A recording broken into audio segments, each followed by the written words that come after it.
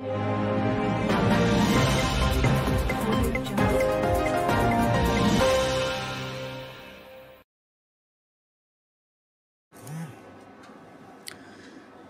শ্রমিক নেতা মানে সাদা কলারের নেতা, অভিজাত বলিয়ে কইয়ে নেতা।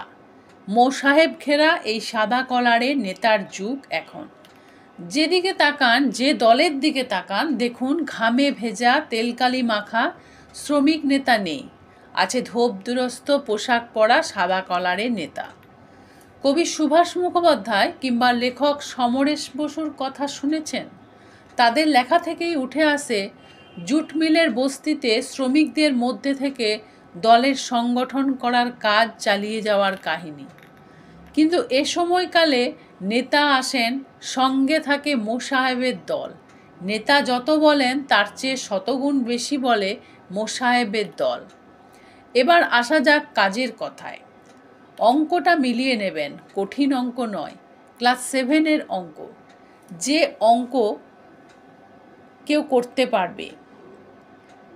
দেখুন কিভাবে কেন্দ্রের বিজেপি সরকার শ্রমিকের পকেট কেটে মালিক পক্ষকে দিচ্ছে আর মালিক পক্ষের লাভ হবে। অন্ধভক্ত হয়ে লাভ নেই, অঙ্ক কিন্তু বলছে ঠিকা শ্রমিকের ক্ষতি, লাভ মালিক পক্ষের। সাদা কলারে নেতাদের কেউই আসবে না ময়দানে নেমে আন্দোলন করার ডাক দিতে। সাদা কলারের নেতা তোতা পাখির বুলি আউড়ে যাবে শিল্পবান্ধব পরিবেশ, আর তার ফাঁক গলেই মালিক পক্ষের ঘরে জমবে টাকার পাহাড়।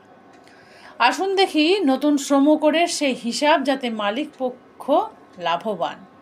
মিডিয়ার একাংশ প্রচার করছে নতুন শ্রম কোডে আপনার হাতে পাওয়া বেতন অর্থাৎ টেক হোম স্যালারি বেড়ে যাবে। কিন্তু বাস্তবটা কি সত্যি তেমন? না, সেরকম কিছুই হবে না। ধরুন আপনার মাসিক বেতন 10,000 টাকা। বর্তমান নিয়মে আপনার পিএফ কাটা হয় 12%, মানে 1200 টাকা। হাতে পান 8,800 টাকা।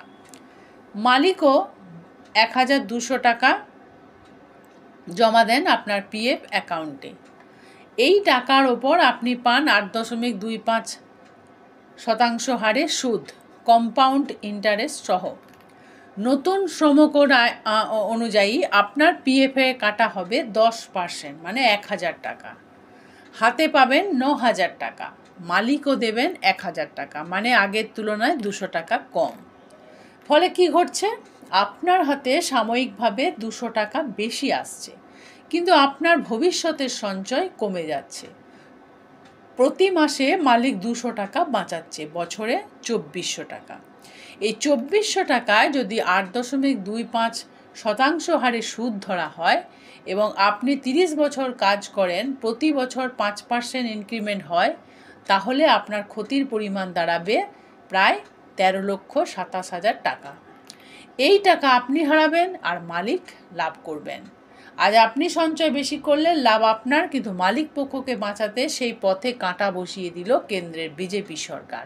এটাই হলো শ্রমিকের বিকাশ নয়, মালিকের বিকাশ।